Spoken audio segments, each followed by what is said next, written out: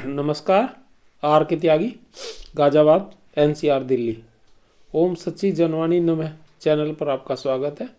Please subscribe the channel and share the video as much as possible to motivate retiree friends to mobilize retiree friends and propagate our views, news and issues of retirees to all sectors, all sections of society, all sections of political parties, all sections of retirees and to the government, so as to take some positive consideration on our issues. कल मैंने एक video बनाया था और mister Vishwanath Bandyopadhyay ने कुछ मुद्दे रखे थे, खास तौर से ये कि फंडिंग की ज़रूरत नहीं है, और उसको मैंने सर्कुलेट किया था और उनका मैसेज भी सर्कुलेट करा था सभी ग्रुप्स में। तो मेरे पास जवाब आया है श्री JN शुक्ला जी प्रयाग से, विद्वान आदमी हैं, उन्होंने कुछ दूसरा दृष्टिकोण रखा है, तो इसलिए मैं उसको बताना ज़रूर ही चाहूँगा। तो उन्होंने लिखा है कि श्री विश्वनाथ बंदोपाध्याय जी का लेख देखा, अफसोस होता है कि जब गुमराह लोगों को पेंशनर्स गुमराह कर पाते हैं, जो बिना तथ्यात्मक जानकारी के पेचीदे मुद्दों पर अपनी टिप्पणियों से भ्रम फैलाते हैं। पेंशन फंडिंग, जिससे पेंशनर्स का कोई लेना देना नहीं है, उसे IBA मुद्दा बनाए तो बनाए, लेकिन यूनियन या एक्टिविस्ट उसे मुद्दा क्यों बनाए? पेंशन फंड्स मेंटेन करना बैंकों की जिम्मेदारी है, परिभाषित पेंशन देना बैंकों का अनुबंधीय और नियामकीय दायित्व है। IBA पैसा की बात नहीं करता, लेकिन यूनियन पैसे का शोर करती दिखती है। इस तथ्य को स्वीकार करने और उससे सहमत होने में कोई नुकसान नहीं है कि पेंशन अपडेशन के लिए पेंशन फंड में अतिरिक्त फंडिंग की आवश्यकता होगी। इस तथ्य को स्वीकार करने से पेंशनर्स का पक्ष किसी तरह से कमजोर नहीं होगा, क्योंकि वे पेंशन फंड्स की पर्याप्तता के कारण पेंशन रिवीजन नहीं मांग रहे हैं, बल्कि पेंशन रिवीजन हक के तौर पर मांग रहे हैं। अदालत में भी कतई फर्क नहीं पड़ेगा। अदालत में IBA, बैंक्स और DFS पैसे की बात नहीं कर रहे हैं। सभी यह कह रहे हैं कि पेंशन रेगुलेशंस में पेंशन अपडेशन का प्रावधान नहीं है। सर्वोच्च न्यायालय में IBA के हल्फनामे में पेंशन फंड्स का रोना धोना नहीं है, क्योंकि अदालत में हक को लेकर जवाबदेही तय होती है। IBA जानता है कि जब वह फंड्स के नाम पर पेंशन रिवीजन के हक को नकार नहीं सकता, इसलिए उसने पेंशन अपडेशन का प्रावधान न होने की बात कहता है और करता है। हम आधिकारिक तौर पर कहते हैं कि अतिरिक्त फंडिंग IBA, DFS, UFBU का बनाया गया मिथक नहीं है, बल्कि यह वास्तविकता है, और पेंशन अपडेशन करने पर अतिरिक्त फंडिंग करना पड़ेगा। वेतन व्यवसायिक खर्च है, जिसमें समय समय पर संशोधन होता है, और वेतन अनुबंधीय मामला है, इसमें किसी स्पष्टीकरण की जरूरत नहीं है और न यह पेंशनर्स का मुद्दा है। पेंशन विनियमिकीय भुगतान है, जिसके लिए बैंकों में पेंशन फंड्स का गठन किया गया है। पेंशन को लेकर पेंशनर्स और बैंकों के बीच पेंशन समझौते के माध्यम से एक लेन देन हुआ था। पेंशन लेने के लिए पेंशनर्स को प्रोविडेंट फंड में बैंकों के योगदान CPF को ब्याज सहित सरेंडर करना था, और बैंकों को सेवा उपरांत पेंशनर्स को एक परिभाषित पेंशन देना था। पेंशनर्स ने CPF को छोड़ दिया और परिभाषित पेंशन में पेंशन रिवीजन सहित सभी शर्तें एवं अहर्ताएं RBI पेंशन स्कीम की लाइन पर तय हैं। झगड़ा इस बात को लेकर है कि RBI में पेंशन रिवीजन किया जा चुका है, वैसा ही अन्य बैंक पेंशनर्स के लिए होना चाहिए, जो नहीं हो रहा है। पेंशन एग्रीमेंट हो या पेंशन रेगुलेशंस हो, दोनों कानूनी दस्तावेज हैं। एक अनुबंध है तो दूसरा विनिमय है। यह बैंकों पर बाध्यकारी है। यह कहना गलत है कि एक्चुअरियल गणना 1 वर्ष के पेंशन भुगतान की होती है। यह तो कोई भी कर सकता है। इसके लिए एक्चुअरी की क्या आवश्यकता है? एक्चुअरियल गणना वर्तमान फंड्स, उनके निवेश पर आय, मुद्रास्फीति, मृत्यु दर, जीवन प्रत्याशा जैसे महत्वपूर्ण कारकों को मानदंड मानकर भावी देनदारियों के सापेक्ष फंड्स का आकलन है, और यह भी कि अंतिम पेंशन भुगतान के साथ पेंशन फंड्स का समाप्त होना इसकी संरचना का मूल आधार है। इसे सिंकिंग फंड्स कह सकते हैं, जो देनदारियों के निपटान के साथ समाप्त हो जाता है। पेंशन भुगतान जारी रहता है। फंड्स का आकलन 31 मार्च को हर वर्ष होता है, और जो कमी रिपोर्ट होती है उसे बैंक्स अपने लाभ हानि खाते से अंतरित करते हैं। पेंशन फंड्स में जो धनराशि है वह पेंशन देनदारियों की है, और उतनी ही है जितनी आज की तारीख में देनदारियां हैं। इस फंड्स में उन लोगों के पेंशन का भी प्रावधान है जो अभी सेवा में है। यह फंड्स वर्तमान पेंशन भुगतान शर्तों के आधार पर सृजित है।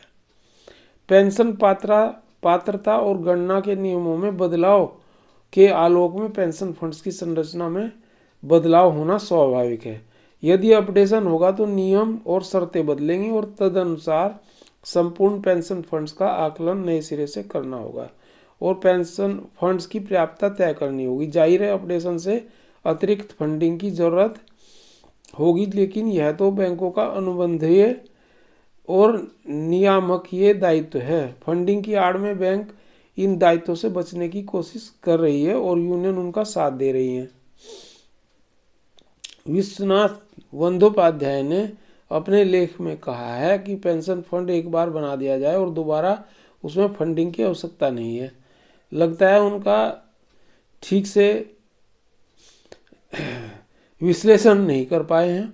बैंकों को हजारों करोड़ हर साल पेंशन फंड में डालना पड़ता है, जो बैंकों के तुलन पत्र में लिखा है। पेंशन फंड्स की फंडिंग की व्यवस्था पेंशन रेगुलेशंस में लिखी है। उनका यह कहना कि अभी तक पेंशन फंड्स में सरप्लस है, यह गलत है। पेंशन फंड्स वर्तमान पेंशन देनदारियों की जरूरत के आसपास है। भ्रम फैलाने की आवश्यकता नहीं है। आईबीए पेंशन अपडेशन को इच्छुक है, लेकिन मामला कोर्ट में विचाराधीन है, इसलिए नहीं कर रहा। यह धूर्तता का बयान है। यह एक सिविल का मामला है। पक्षकार अदालत के बाहर आपसी सहमति से मामला तय कर सकते हैं। सर्वोच्च न्यायालय ने कोई निषेधाज्ञा आदेश नहीं दिया है। पेंशन रिवीजन का प्रकरण है, और यदि आईबीए इच्छुक है तो वह समझौता कर सकता है, न्यायालय से आज्ञा लेकर भी कर सकता है, जैसा स्टेट बैंक के अधिकारियों के 40 से 50% पेंशन विवाद को लेकर कुछ दिनों पहले हुआ है, जो हाई कोर्ट में था केस, दिल्ली हाई कोर्ट में। ये एक यूनियन खुद को सही होने का अभियान चला रही है, यह उसकी गिरती साख का प्रमाण है। JN Shukla, Prayagvani, Prayagraj, forum of bank pension activist, an associate of IBRWA Prayagraj. तो ये था उनका जवाब श्री विश्वनाथ बंदोपाध्याय जी के पोस्ट पर, और उस पर मैंने वीडियो भी बनाई थी। थोड़ा सा एक धरने के विषय में और मैं बता देता हूँ। अच्छा, 4 फरवरी को जंतर मंतर पर धरना है, जिसमें इम्पोर्टेंट डिमांड्स हैं जो बहुत दफ़े बताई जा चुकी हैं, और इसको लेकर के भारी उत्साह है लोगों में, ट्रेमेंडस एंथुजियाज्म है। और पहले ऐसा उत्साह लोगों में कभी नहीं था, क्योंकि ये जो इन्होंने एक्सक्रेशिया किया है, लोगों को हजम नहीं हो रहा है ये एक्सक्रेशिया की amount. NCR has become the epicentre of dharna preparations. Activist are active in their own ways in mobilizing massive turnout in dharna. This is first time that everyone is rising above their personal affiliations to become the voice of pensioners. करीबन 40,000 के करीब pensioners होंगे Delhi NCR में, और उसके आसपास के शहर जैसे मेरठ है, मथुरा है, सोनीपत है, करनाल है, बागपत है, बड़ौत है, हापुड़ है, भिवंडी है, आगरा है, और भी कुछ शहर हैं, छोटे उपनगर हैं जैसे पलवल वगैरह हैं ये, और ये बड़ौत है,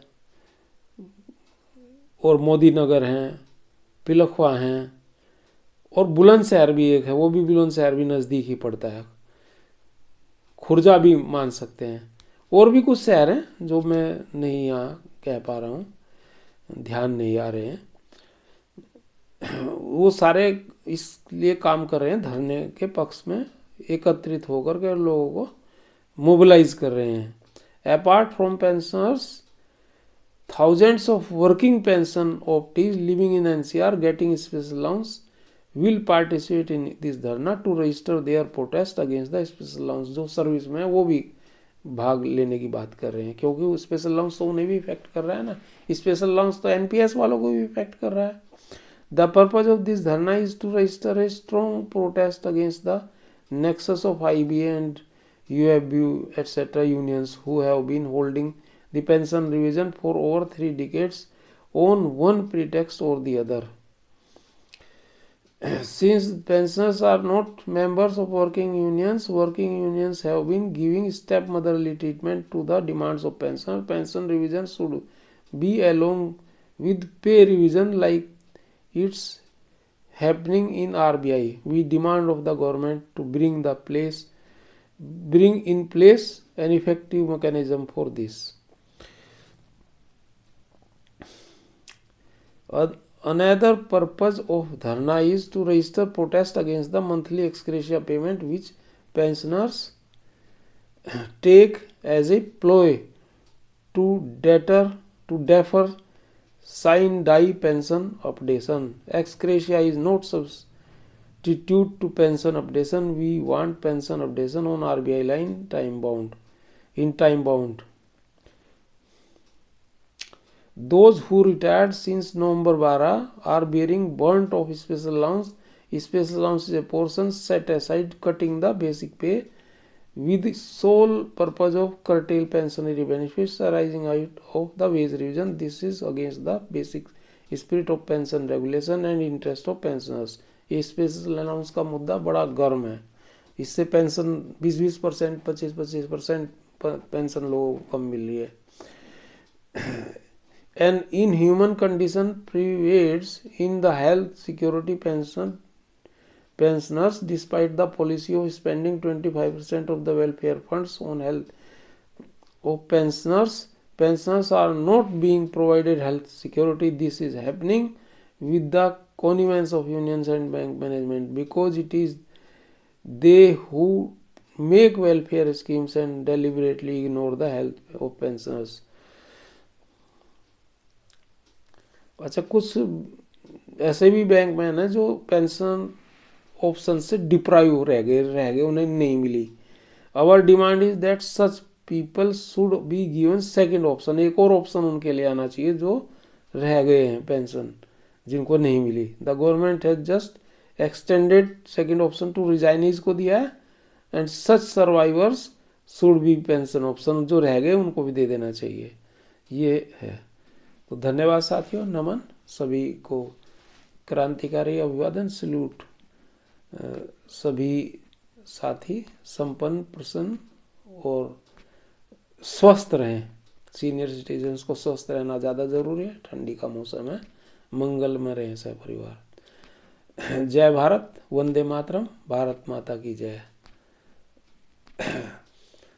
धन्यवाद साथियों, थैंक्स आर के त्यागी।